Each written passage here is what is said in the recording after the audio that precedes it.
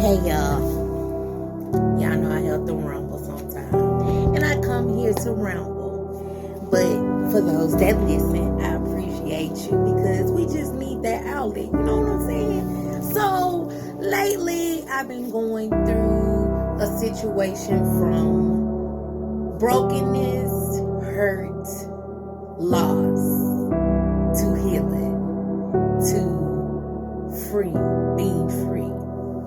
And when I say being free, not necessarily saying that everything is just behind me and just dead and dismissed. Because losing, when I speak of loss, you have to realize that comes in with grief.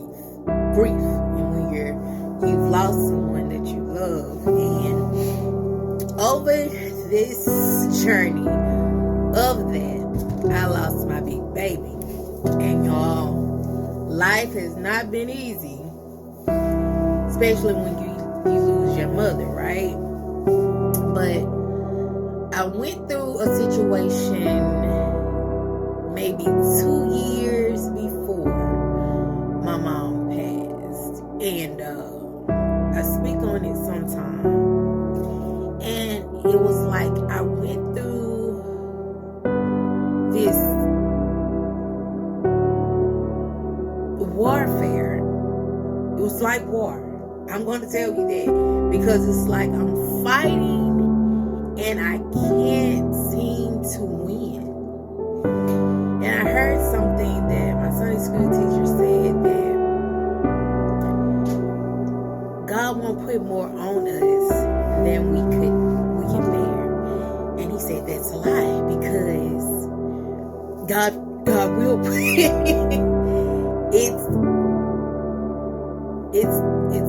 it's then where you realize God won't put more on you than he can bear, but he will put on you what you can't bear. And it's not to hurt you, and it's not to discourage you and make you give up. It is a test and trial for what's to come. So if you could manage to be in that situation, whatever these trials are, whatever these burdens are that seem to be weighing you down, if you can get through that, you can get through anything, no matter how hard it is, because you're going to have to go through it in order to get through it. And when I went through that moment in time, that war, baby, I was fighting and I was losing. And in that time, I was fighting without God. Yes, I know who he is. Yes, I believe him. But I was fighting a thing that I didn't allow him to move on my behalf. So the more you're into a situation where you don't welcome God and allow him to move on your behalf, then you will be in a place where, I'm just going to say, you're going to be in a losing battle, because you're fighting something alone and you think you can handle this thing.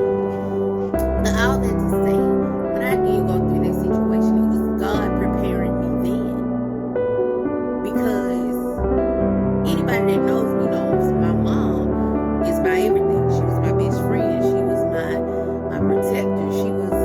I was her baby. She was my baby. She was my sister's baby. You get it? So we were close knit. Me, my sister, my mom. Yes. You see her, you see me, you gonna see my sister, or you gonna know we somewhere, and she gonna speak on this. So being that after losing her,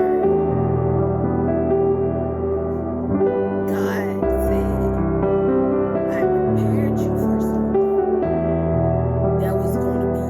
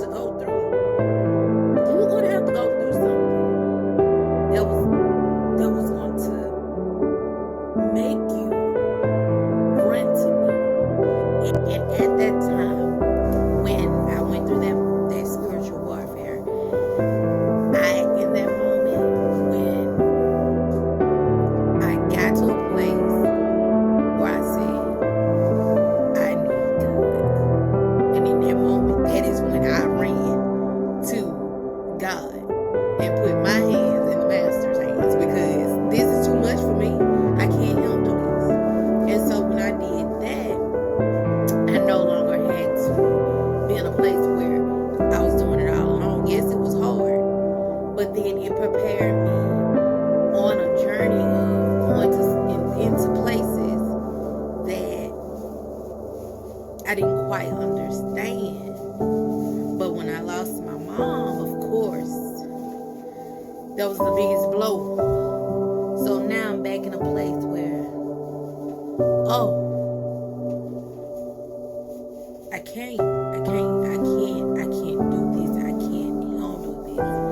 And God said, then, yes, you can.